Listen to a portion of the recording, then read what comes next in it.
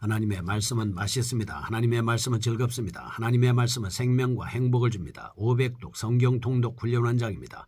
여수 살리는 교회 임규환 목사가 하나님의 말씀을 봉독하고 전하는 시간입니다. 함께 하시면 기적이 일어납니다. 알람을 설정하시면 좋겠습니다. 오늘은 열왕기상 11장을 봉독하고 말씀을 전하겠습니다. 열왕기상 11장. 솔로몬 왕이 바로의 딸 외에 이방에 많은 여인을 사랑하였으니 곧 모압과 암몬과 에돔과 시돈과 헷 여인이라. 여호와께서 일찍이 이 여러 백성에 대하여 이스라엘 자손에게 말씀하시기를 너희는 그들과 서로 통혼하지 말며 그들도 너희와 서로 통혼하게 하지 말라. 그들이 반드시 너희의 마음을 돌려 그들의 신들을 따르게 하리라 하셨으나 솔로몬이 그들을 사랑하였더라. 왕은 후궁이 700명이요 첩이 300명이라.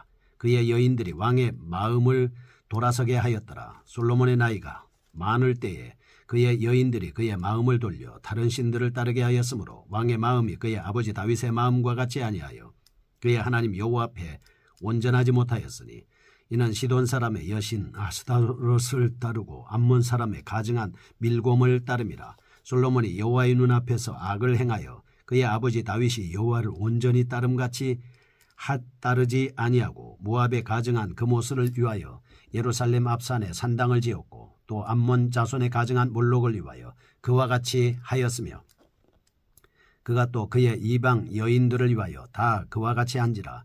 그들이 자기의 신들에게 분향하며 제사하였더라. 솔로몬이 마음을 돌려 이스라엘의 하나님 여호와를 떠남으로 여호와께서 그에게 진노하시니라. 여호와께서 일찍이 2번이나 그에게 나타나시고 이 일에 대하여 명령하사 다른 신을 따르지 말라 하셨으나 그가 여호와의 명령을 지키지 않았으므로 여호와께서 솔로몬에게 말씀하시되 내게 이러한 일이 있었고 또 내가 내 언약과 내가 내게 명령한 법도를 지키지 아니하였으니 내가 반드시 이 나라를 내게서 빼앗아 내 신하에게 주리라. 그러나 내 아버지 다윗을 위하여 내 세대에는 이 일을 행하지 아니하고 내 아들의 손에서 빼앗으려니와 오직 내가 이 나라를 다 빼앗지 아니하고 내 종 다윗과 내가 택한 예루살렘을 위하여 한 지파를 내 아들에게 주리라 하셨더라. 여호와께서 에돔 사람 하닷을 일으켜 솔로몬의 대적이 되게 하시니 그는 왕의 자손으로서 에돔에 거하였더라. 전에 다윗이 에돔에 있을 때에 군대 지휘관 요압이 가서 죽임을 당한 자들을 장사하고 에돔의 남자를 다 쳐서 죽였는데 요압은 에돔의 남자를 다 없애기까지 이스라엘 무리와 함께 6살 동안 그곳에 머물렀더라. 그때 하닷은 작은 아이라. 그의 아버지 신하 중 에돔 사람 몇 명과 함께 도망하여 애굽으로 가려 하여 미디안을 떠나 바란에 이르고 거기서 사람을 데리고 애굽으로 가서 애굽 왕 바로에게 나아가매 바로가 그에게 집과 먹을 양식을 주며 또 토지를 주었더라. 하닷이 바로의 눈앞에 크게 은총을 얻었으므로 바로가 자기의 처제곧 왕비 다브네스의 아우를 그의 아내로 삼으매 다브네스의 아우가 그로 말미암아 아들 그누밧을 낳았더니 다브네스가 이 아이를 바로의 궁중에서 젖을떼게 하매 그누밧이 바로의 궁에서 바로의 아들 가운데 있었더라. 하닷이 애굽에 있어서 다윗이 그의 조상들과 함께 잔 것과 군대 지휘관 요압이 죽은 것을 듣고 바로에게 아뢰되 나를 보내어 내 고국으로 가게 하옵소서. 바로가 그에게 이르되 네가 나와 함께 있어 무슨 부족함이 있기에 내 고국으로 가기를 구하느냐 대답하되 없나이다. 그러나 아무쪼록 나를 보내옵소서 하였더라. 하나님이 또 엘리야다의 아들 루손을 일으켜 솔로몬의 대적자가 되게 하시니 그는 그의 주인 소바왕 하닷 에셀에게서 도망한 자라. 다윗이 소바 사람을 죽일 때에 루손이 사람들을 자기에게 모으고 그 무리의 괴수가 되어 다메섹으로 가서 살다가 거기서 왕이 되었더라. 솔로몬의 일평생에 하닷이 끼친 환난 외에 루손이 수리아 왕이 되어 이스라엘을 대적하고 미워하였더라. 솔로몬의 신하 느밧의 아들 여로보암이 또한 손을 들어 왕을 대적하였으니 그는 에브라임 족속의 스레다 사람이요 그의 어머니의 이름은 수르야이니 과부더라. 그가 손을 들어 왕을 대적하는 까닭은 이러하니라. 솔로몬이 밀로를 건축하고 그의 아버지 다윗이 성읍이 무너진 것을 수축하였는데 이 사람 여로보암은 큰 용사라. 솔로몬이 이 청년의 부지런함을 보고 세워 요셉 족속의 일을 감독하게 하였더니 그 즈음에 여로보암이 예루살렘에서 나갈 때에 실로 사람 선지자 아히야가 길에서 그를 만나니 아히야가 새 의복을 입었고 그 2사람만 들에 있었더라. 아히야가 자기가 입은 새 옷을 잡아 12조각으로 찢고 여로보암에게 이르되 너는 10조각을 가지라.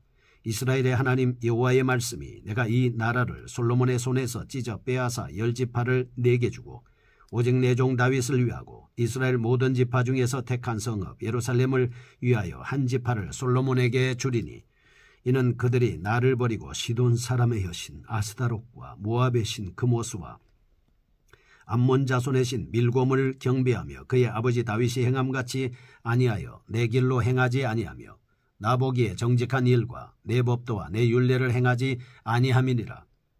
그러나 내가 택한 내 종 다윗이 내 명령과 내 법도를 지켰으므로 내가 그를 위하여 솔로몬의 생전에는 온 나라를 그의 손에서 빼앗지 아니하고 주관하게 하려니와 내가 그의 아들의 손에서 나라를 빼앗아 그 10지파를 내게 줄 것이요 그의 아들에게는 내가 한 지파를 주어서 내가 거기에 내 이름을 두고자 하여 택한 성읍 예루살렘에서 내 종 다윗이 항상 내 앞에 등불을 가지고 있게 하리라.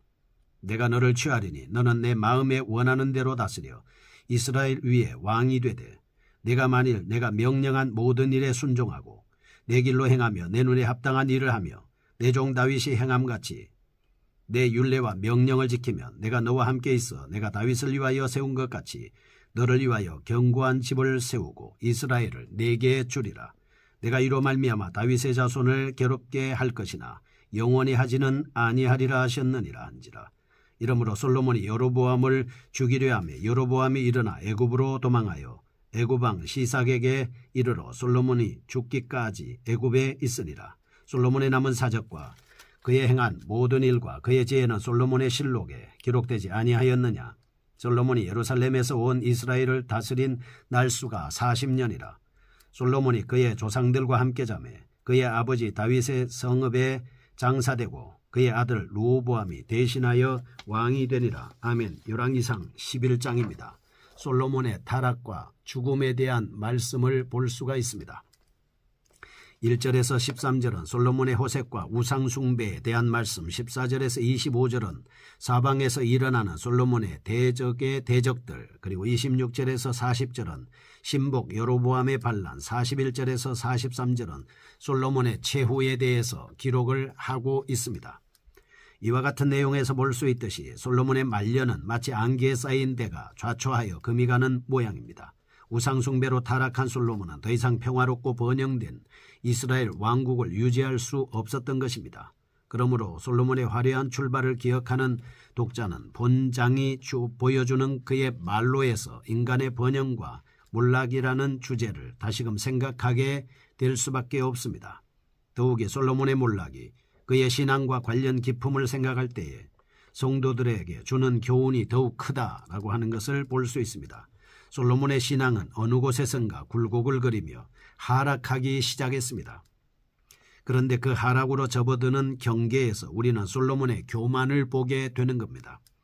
즉 이스라엘 왕된 자는 말과 은, 금, 아내를 많이 두어 미혹당하지 말라라고 신명기 17장에서 말씀하셨는데도 불구하고 교만하게 자신을 위하여 은금을 비추가며 애굽에서 말과 병거를 수입한 솔로몬은 급기야 1,000명이나 되는 처첩을 거느리고 있었습니다.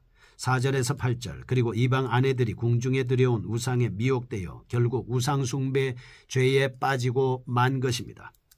첫 번째로 보겠습니다. 1절에서 13절 솔로몬의 호석과 우상숭배하는 모습입니다. 솔로몬이 이스라엘 역사상 가장 이상적인 시대의 이상적인 군주였기 때문입니다. 즉 이스라엘이 통일 왕국 국가로서 평화와 번영을 누리며 각국의 명성을 떨치던 이 시대, 신앙의 눈으로 볼 때 정녕 하나님의 복을 받았던 시대, 그리고 이러한 복은 지금껏 율법의 이상적 준수자인 솔로몬의 지혜를 통해서 구현되었던 시대 아니겠습니까? 그 이상적인 군왕이 율법 준수에 실패했습니다. 그의 시대 전반에 저주를 불러들이는 암울한 반전의 장면이라고 할 수 있습니다. 1절에서 3절 반전의 첫걸음은 솔로몬이 이방 여인들을 탐하는 데서 시작됩니다. 물론 솔로몬은 일찍부터 국가의 부강을 꾀하기 위해서 정략적인 동기에서 이방 여인들과의 결혼을 추진하기도 했을 겁니다. 4절에서 8절 그러나 본달락은 분명히 이제 솔로몬이 강렬한 성욕에 이끌려 이방 여인들에게 집착했음을 보여주고 있습니다. 그 결과 우상숭배의 죄악에까지 이르렀음을 증거해주고 있습니다. 신명기 7장 1절에서 5절. 이스라엘 백성들은 우상숭배 유혹을 받기 쉽습니다. 그래서 이방 여인들과 통혼을 금지하고 있습니다. 신명기 5장 7절에서 11절 말씀해 보면 하나님의 백성으로서 우상숭배에 빠지는 행위는 하나님의 진노를 불러일으킵니다. 그럼에도 불구하고 솔로몬은 하나님의 율법을 어기고 우상숭배에 빠진 겁니다. 9절에서 13절 하나님의 진노로 인해서 남북이 분리되는 심판을 받게 되는 것입니다. 우상숭배라고 하는 것이 무엇입니까? 오늘날 성도에게 계속되는 유혹입니다. 우상숭배란 하나님보다 다른 것에 집착하는 것이다. 이렇게 정의할 수 있습니다. 그런데 이 다른 것에 우상숭배가 되는 그것에 대한 집착이다 하는 겁니다. 대개 그 집착은 대상이 사물이든 사람이든 소유하려는 특징을 갖고 있습니다.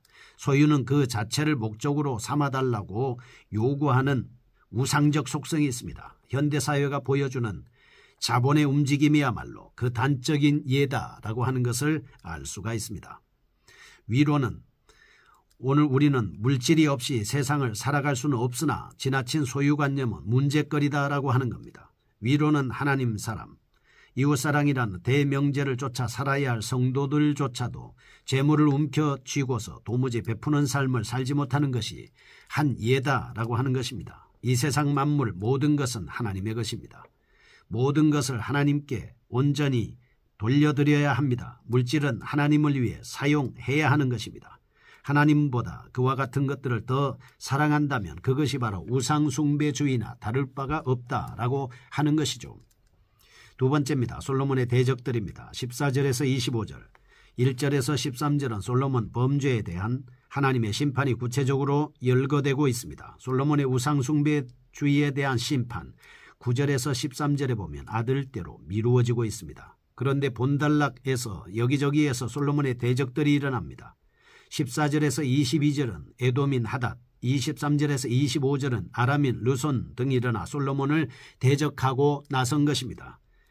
마치 샘에 말라붙은 지표에 균열이 일어나는 것과 똑같습니다. 과거 솔로몬이 율법을 준수하고 하나님께 순종하는 동안에는 사방에 평화가 있었습니다. 그러나 솔로몬의 우상숭배로 인해서 하나님과의 관계에 금이 가자 사방에 평화가 깨지기 시작한 것입니다. 그런데 본달락의 하닷, 루손 등은 일찍이 다윗 왕 때부터 이스라엘과 적대 관계를 이루었던 인물이었습니다. 솔로몬은 왕위에 올랐을 때 부친이 뿌린 선악의 결과로 온통 붙잡은 채로 등극한 셈이 되었기 때문에 솔로몬이 하나님 앞에 올바로 섰을 때는 이 부친의 죄의 대가를 받지 않았으나 하나님의 올바로 서지 않았을 때는 부친의 열매를 고스란히 뒤집어 쓰는 모습을 볼 수가 있습니다. 그리스도인들이 직면하는 세계, 오늘 우리는 세상이 분노로 가득 차 있습니다. 이러한 세계 속에서 그리스도인들의 평화를 위한 활동은 개인의 내면과 바깥 세계의 동정을 동시에 포괄하는 것이어야 된다라고 하는 것을 알 수가 있습니다. 세 번째입니다. 여로보암의 반란, 26절에서 40절입니다. 솔로몬에 대한 하나님의 주된 심판이 무엇입니까? 통일 이스라엘 왕국의 분열이 발단이 시작된 겁니다. 여로보암이라는 인물을 등장시켜서 드디어 이스라엘이 분열되는 모습을 볼 수 있습니다. 29절에서 38절, 나라를 빼앗아 내 신복에게 주리라 한 말씀에 따라 선지자 아이야를 통해서 여로보암에게 이스라엘 왕국이 분열될 것이며 이스라엘 10지파의 왕이 될 것이다 라고 하는 것을 알려주고 있습니다. 그 다음에 마지막 솔로몬의 최후입니다. 41절에서 43절, 이스라엘 최고의 황금기에 화려한 군주 생활을 했던 솔로몬의 죽음을 짤막하게 보도하고 있습니다. 솔로몬의 이전의 화려한 통치에 대하여 열렬히 소개하던 말씀이 솔로몬 최후에 대해서 불과 3절로 처리하고 있는 이유는 부득불한 인생의 쓸쓸한 낙조를 볼 수 있는 것과 동시에 솔로몬의 죽음을 간략하게 다루는 이유는 솔로몬 통치 말년의 실정 때문이었습니다. 지혜롭지 못한 행위를 했기 때문에 이렇게 기록할 수밖에 없었습니다. 세상의 권세도 부귀도 공명도 다 지나갑니다. 모든 육체는 풀의 꽃과 같습니다. 열심히 자신을 지켜 하나님의 말씀으로 살아야 되겠습니다.